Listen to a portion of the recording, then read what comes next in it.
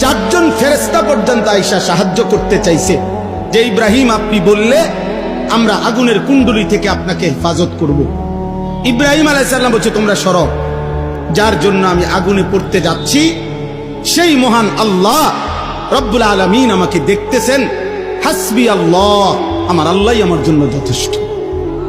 তো ফেরেশতাদের সাহায্যের আবদার প্রত্যাখ্যান করে পরীক্ষায় উত্তীর্ণ হয়েছেন। আল্লাহ দেখতে চাইছেন আগুনে পড়ার মুহূর্তেও গায়রুল্লাহকে ডাকে কিনা। না ডাকে নাই। কাকে ডাকছে বলেন না? কাকে ডাকছে? আল্লাহকে ডাকছে। 84 বছর বয়সে আল্লাহ তাআলা ইসমাইল আলাইহিস সালামকে ওনার সন্তান হিসাবে দান করছেন। এই ইসমাইলকে নিয়ে বড় 3টা পরীক্ষা নিছে আল্লাহ ওনার কাছ থেকে। 1 নম্বরে ওনাকে প্রথম বলছে যে তোমার সীমাহীন কান্নাকাটিতে আমি তোমাকে ইসমাইলের মতো সন্তান দিলাম, তবে তারে কোলে নিতে পারবা না, তাফসিরে আছে। আদর করতে পারবা না, চুমা দিতে পারবা না, শুধু তাকায় তাকায়া দেখবা। তিনি বলছেন মাওলা আমি মানি, আমি আপনাকেই ভালোবাসি, সন্তানকে না, আপনাকেই বেশি ভালোবাসি।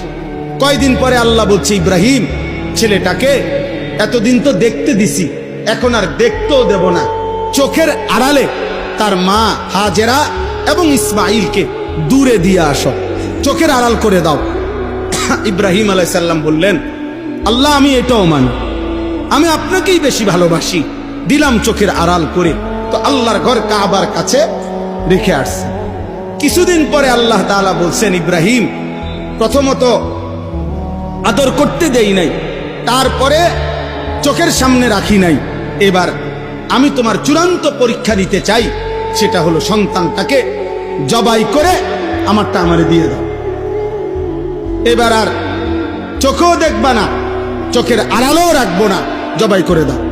ইব্রাহিম আলাইহিস সালাম বললেন মাওলা আমি পাশ করতে চাই, মাওলা আমি হারতে চাই না, আমি জিতবই, আমি আপনাকেই সবচেয়ে বেশি